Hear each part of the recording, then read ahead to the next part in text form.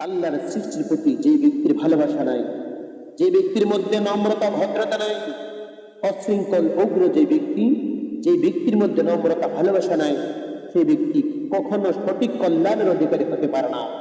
মুসলিম শরীফ 2592 নম্বর হাদিস হযরত জাবের রাদিয়াল্লাহু তাআলা থেকে বর্ণিত। তিনি বলেন, ইমামুল আম্বিয়া রাসূল পাক সাল্লাল্লাহু তাআলা আলাইহি সাল্লাম বলেছেন, যে ব্যক্তির মধ্যে নম্রতা ভদ্রতার অস্তিত্ব নেই, ওই ব্যক্তি প্রকৃত কল্যাণের অধিকারী হতে পারে না। যে ব্যক্তির ভিতরে সৃষ্টির ভালোবাসা নাই, আল্লাহ সৃষ্টিকে যে ব্যক্তি ভালোবাসে না, ওই ব্যক্তি কখনো সঠিক কল্যাণের অধিকারী হতে পারে না। যুবক, আমি তোমাকে বলতেছি, তুমি নম্রতা ভদ্রতার দিকে ধাবিত হও, অশৃঙ্খলা থেকে ফিরে আসো। অশৃঙ্খলা দিয়ে কখনো তোমার জীবন সুন্দরভাবে চলতে পারে না। এই জন্য প্রত্যেকটা যুবক ভাইয়ের কাছে আমার আবেদন, অবশ্যই তোমার মধ্যে নম্রতা ভদ্রতা থাকবে।